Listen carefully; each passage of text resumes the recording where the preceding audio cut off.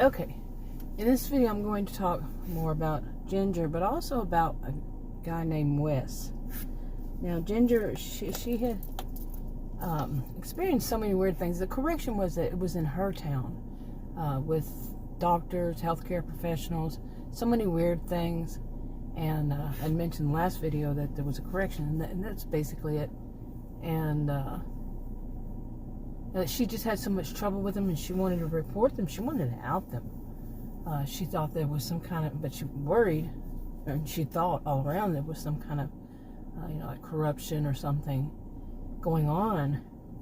And eventually she did. She reported them.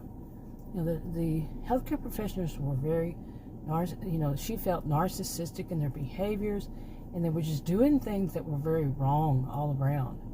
And she just found it very suspicious. So eventually she did call. She thought she would call the people that basically run the town, and really different elders run the county. It's just their tradition that they do it all legally, but still basically everybody has been that way since it was founded. It goes back generations since it was settled basically and developed. And so she called. They had just she called the elders of her town, and they had just started to get very organized, and that she knew of. So she called them and left a message saying that she wanted to talk to him about this. Well, two of the elders, it was a married couple, they realized who she was, which was their daughter's friend, old friend from high school. Now their daughter, when she became an adult, she went off to the big city, and she really doesn't come back, which is like at least 2 hours away. They go visit her, but she really doesn't come back to the county. But they remembered her. I mean, she's an adult now, Ginger. She's in her 50s. And so they called her. They recognized her name and, figured it was probably the same person. So they called her, and, was. And she was surprised, too. Okay. Now, these two, they the elders, they listened to her whole story. They asked her for more detail because they knew her, when she was younger, and now she's, in her 50s, like I said. And they wanted much more detail, and than the others may have asked. So it was just those two. And when they did, they realized she might be in some kind of some kind of danger besides her health, and she wasn't getting the health care that she needed. So they made some pretty quick decisions, and it went fast. And so they told her that they had a job for her, that she would be working by herself because of her health. This was back in 2020, and because of her health, even though they had basically kind of shut down the county because there was so much weirdness going on in the county itself, with people getting strange emails. The elders had to be divided up. So, but they said they have a job for her. They had done some calling. They knew about this stuff, that they could assist some people. And basically they wanted to keep her safe, so they wouldn't subject her to other people, even though that it was pretty much they had been rolling lockdowns and all. But they told her that the thing that they didn't really tell her that go into detail that she might be in danger, because they had heard her health conditions and all. But they said that they had a job for her, but it would be on, like, she's in the northeast side of the county, northeastish. And there would be one in the southwestern side of the county. And she knew the place. It was called Hippie Town, and that's how it was developed. And that they had, that place was wealthier, and they had a job for her, and she would actually have a house, and there would be two people living it was a house, and it had a garage apartment that was kind of set off to the side, and they would be living in there. They just called them renters. and one of them was Wes, and Wes is part of this, important part of this. She doesn't know it, at least at first, that they're actually security guards. There's basically bodyguards for her, but they work for the sheriff. And so she didn't know it at first. And anyway, they just told her that they would like to get her to go there. They need somebody there, what her job would be and all that.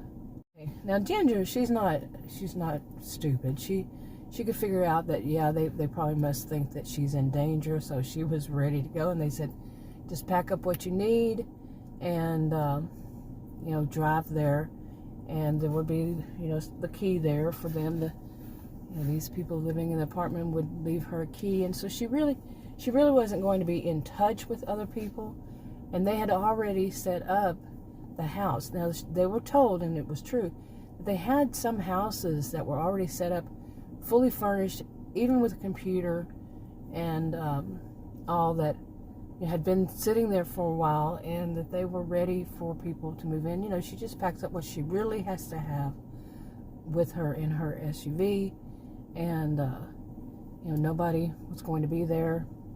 Just makes it really safe for her, and go drive there. So she did. She went straight there, way across the county, and that they wanted her basically to be an online sleuth, but it would be that she would report to a woman named Faith, who's in her 50s too, or her late 40s, and she would report online. She wouldn't be working with anybody; she'd be working from home.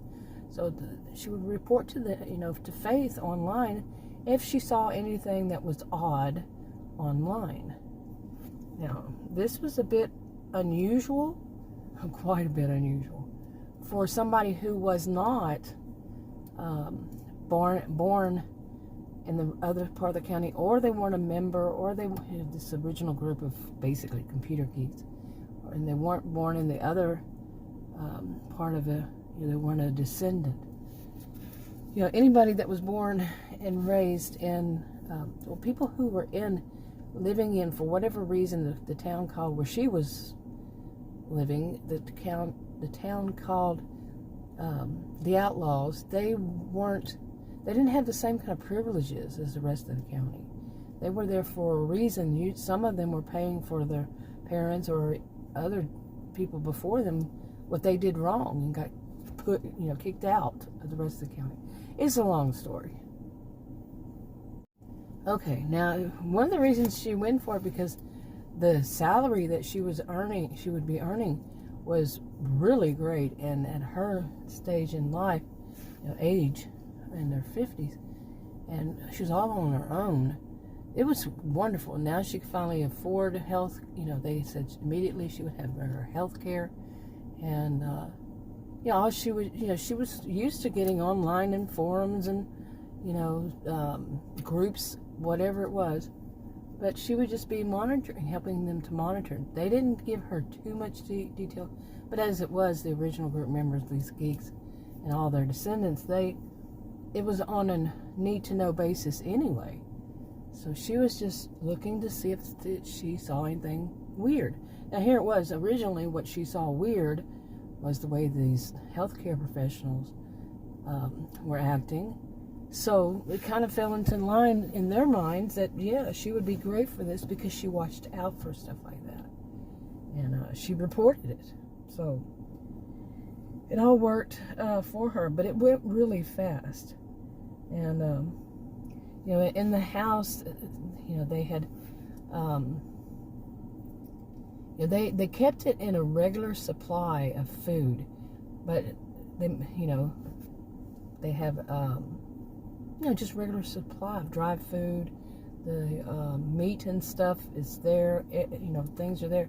So, but she knew, they told her she already got everything delivered as it was, whatever she needed. She really didn't go out much, and they said just continue take with you what you have in your own home. But there was some meat basically in a freezer. So anything else, she just brought stuff with her and ordered the rest.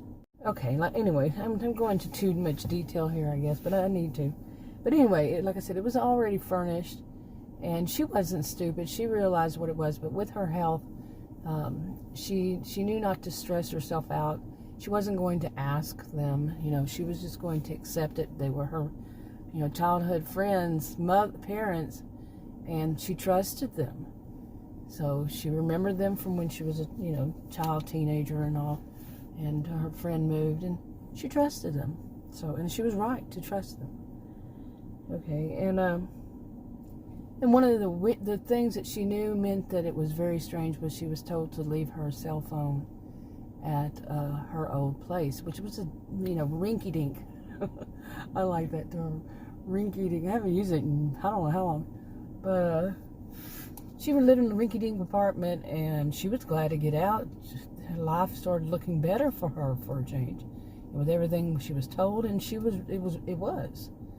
So she left her cell phone there, no problem, and they said they'd leave her new one in her home for work and whatever else, and that's what she would use for, if she needed, to order stuff and like that. But they also had a dedicated line that she would contact if she needed to contact Faith. And that was all that it would do, would call people within the system. So, but she had a cell phone, and she was, she was told that it was this type of job that they didn't want her to tell other people, and she said no problem. She got it. She, like I said, she wasn't stupid. Okay, so on the trip, trip to her new home, it was just, everything was just such a whirlwind. Like, it happened that day, and she was quick to make up her mind. So, like I said, she trusted them, and it was okay with her. She, she was good at adapting to different things, and she realized at some point that was a job interview she hadn't applied for. She hadn't applied for that job, but it had been a job interview with them, and but like I said, they knew her when she was young, and knew enough about her and her family and all, that she was basically good people. So they were. So she got there, got settled in, and it was a nice place. It was an older home, but it was still a nice. And the older homes there, they usually had garage apartments that were set off to the side of the house and not attached, in other words. And she, they had said that, told her that nobody was going to bug her, right away. What she didn't know, like I said, was that the people that were staying in the two guys, West and another one, the other one's not as important, but they were actually working for the sheriff. So she was, well enough guarded, but she didn't know that. So, and she didn't know that they felt she was in danger either. So, which may or may not happen. Okay, anyway, I just wanted to get that part of the story out. And like I have said before, this is part of a series. All of the videos that are on these are part of a series of hypothetical fictional stories, and hypothetical situations and all that, and it's fictional. And read the disclaimers below this video on YouTube. These are not any kind of advice. These are my opinions and so forth. And of course they can be wrong. If I ever say anything that could be not to be used for any purpose, like I said. And things change. Like I said, the first one I got some stuff wrong, and it didn't fit in. That's why I do these rough drafts, because if something doesn't work right, I can change them, and it helps me to organize them and all that. So anyway, that's enough on this for now. I'll talk to you on another video. Bye.